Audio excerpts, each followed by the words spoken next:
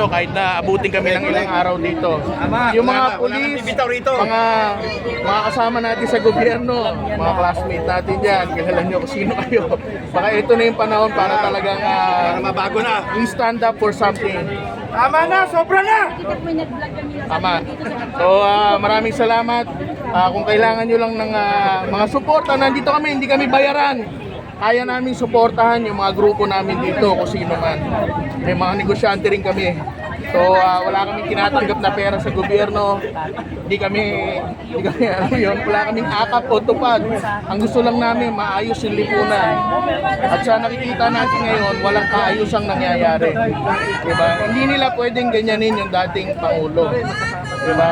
So kung meron tayong kanya-kanyang we have our own sovereignty. So yung lokal na korte ang kailangan maglitis kung meron mang kaso. Hindi dahil hindi sa ICC. Diba? So yung mga vloggers natin diyan, maraming salamat sa inyo. Kasi siyempre kayo yung nagiging boses habang ang mainstream media nakatikom ang bibig. So mga ordinaryong tao lang kami, nandito kami para suportahan si Lian. Sir, anong sektor po kayo, sir? Marami nagtatanong. Ano po? Anong sektor, anong grupo po kayo, sir, na sumusuporta? Negosyante po ako. So may mga pinapatakbo kong mga dito sa may Metro Manila. Taga-Alabang po ako. So nung nakita ko yung balita, kusang loob, kusang sarili ko na nagpunta ako dito para ihayag yung sa loobin ko na ito ang tama. Hindi kasi pwedeng nasa likod lang tayo ng computer. Hindi kasi pwedeng nasa likod lang tayo ng cellphone sumusuporta kay Duterte. Kailangan lumabas tayo para makita ng kapulisan, ng mga government officials natin na ito talaga, totoong mga tao tayo, mga Pilipino na gusto ng tunay na pagbabago. So matagal din po ako sa ibang bansa. So nakita ko kung ano yung suporta ni Duterte sa mga kapwa natin doon. Salamat, sir. Ano panawagan niyo, sir, sa mga nanonood? Ang panawagan ko sa kanila, kung alam nyo kung ano ang tama, pumunta kayo dito. Diba? Bilyon-bilyon na ang nawawala sa kaban ng bayan. Diba? Ngayon, yung bilyon-bilyong nawawala na yan, hindi matitigil yan kapag hindi tayo umaksyon. Kailangan protektahan natin yung nag-iisang simbolo ng oposisyon. Diba? Si Pangulong Rodrigo Roa Duterte. Grabe ang pagmamahal niya sa mga kababayan natin, sa mga Pilipino. Oh. Tapos ito ba ang tingnan nyo, ito ba ang isusukli ng gobyernong ito para kay Duterte? Diba? Ilang dekada ang dumating. Siya lang ang nagpalibing kay dating Pangulong Ferdinand Marcos sa libingan pa ng mga bayani. Oh, tapos ano ngayon? 'Di ba? Oh. Anyway, yan lang po ang hinihiling ko sa inyo. Kailangan manindigan tayo. Kailangan ipakita natin ang mga suporta natin. Yung mga pulis na nandito, yung mga government officials na nandito, alam ko kung ano ang mga nasa saloobin ninyo. Pero kailangan bitawan muna natin yung titulo natin, yung trabaho natin. Kailangan bilang Pilipino manindigan tayo. Salamat.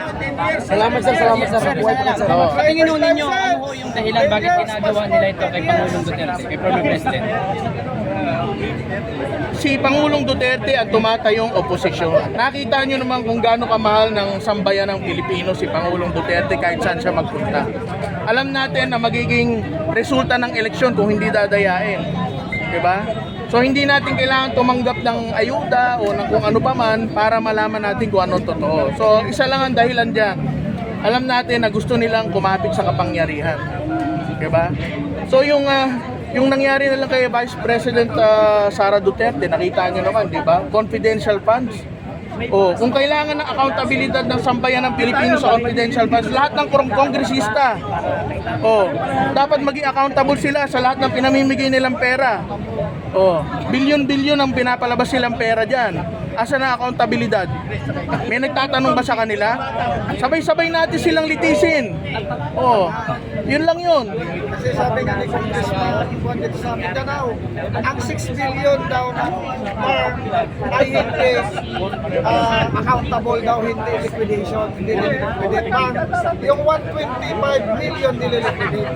Tsaka kailangan mabago yung sistema na liquidation by certification. Pag bumoto tayo, doon tayo sa mga nangangako na tatanggalin yung liquidation by certification na yan. Yan, Atty. Vic. Oo.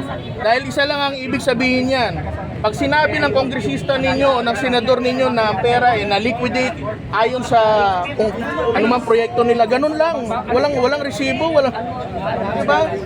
Grabe, kinukuha yung pera ng sambayanan ng ganun-ganun lang. Anyway, ako umaapila sa inyo kasi hindi lang para sa akin to, para sa mga magiging anak natin to, para sa mga kinabukasan ng Pilipino Sir, to. 3 years pa ang uupo ang Pangulong Bongbong Marcos. Tingin niyo po, sa 3 taon, ano pang aasahan ng Pilipino? Sa 3 taon na yan, wala tayong ninais kundi kaayusan. Ngayon, itong kilos sa protesta na to, kailangan ipakita nila na patas kasi kung hindi, ano mangyayari sa atin? Wala na. Sa 3 years, Diba? baka lubog Sa na. 3 taon na yan, malamang magpe-prepara sila para magpatuloy sila sa kapangyarihan. Walang bayan! So kailangan natin paghandaan lahat yan. Kung mahal sila ng tao, bakit hindi? Tuloy nila. O kayo, ibabalik ko sa inyo ang tanong. Gusto nyo pa ba yung mga nangyayari dito? Teka. 80 anyos na dating Pangulo. Diniditinin nila, ganyan ang ginagawa nila, abogado pa yan.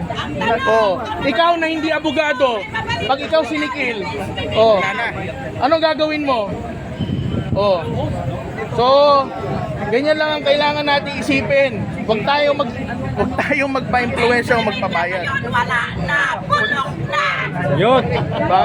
So, maraming salamat. Kami, nandito lang kami. Hanggang mamaya kami dito. Thank you, sir. Thank you. Pakalat ninyo to para makakuha pa tayo ng mga kasama natin dito. Salamat. Thank you, sir. Thank you. Salamat, sir. Galit sa gobyerno at nangyaring pag-aresto ng PNP maging sa mga ulat ng mainstream media. Wala! Dito ka magsalita! Ka!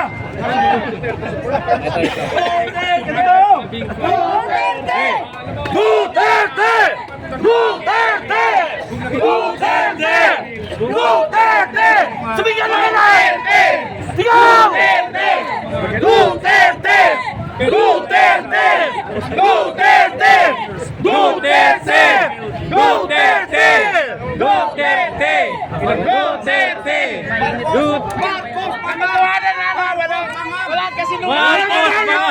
Marcos Bangag! Wala! Katotohanan! Wala kasi numalingan! Ay! Sirte sila na! Dali pa ako ng Pasig! Tumakbo ko rito! Magaling na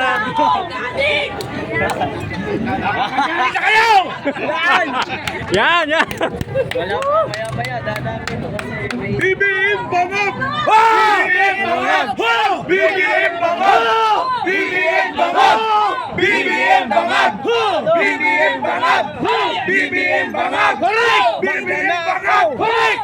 Bangag! Sino malakas doon? BBM, ibalik mo yung ginto! Yeah! Nasaan yung pineta yung ginto? Wala na, tumakas na, nasa Japan na! Tumakas na, nasa Japan na! Pera sa PhilHealth, hindi pinapabalik na rin sa Court, ibalik mo yung 60 billion na pira ng PhilHealth, animal! Nababalik na sa inyo ng Korte Suprema. Hanggang ngayon hindi nyo pinabalik eh. Ang tagpagalit ba ay nasa katotohanan lamang! Hindi pa nakontento yung 55 tons na ginto! Ginagawang 29 tons na! Wow! Lumaban kayo ng patas! Huwag kayong traitor! Mga buwaka ng ina nyo! Tapatan tayo! Tapatan! Yung nagpilindi blank sa Baykang, sino? Sino yung nagpilindi blank? Bakit? Bakit tayo